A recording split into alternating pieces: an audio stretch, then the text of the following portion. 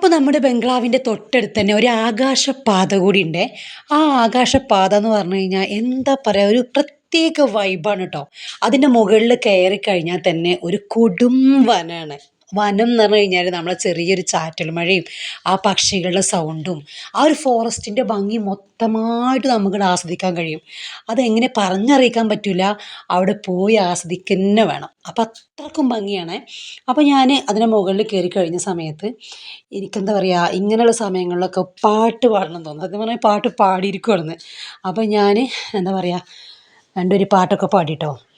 ദൂരെ നീലാംബരം കേൾക്കുന്നിതാ കാവ്യം, ഏതോ പ്രേമോത്സവം തേടുന്നു പാരാഗവേ, ഗാനം തൻ ചുണ്ടിലും മൂളുന്നു പൂന്തെന്നൽ.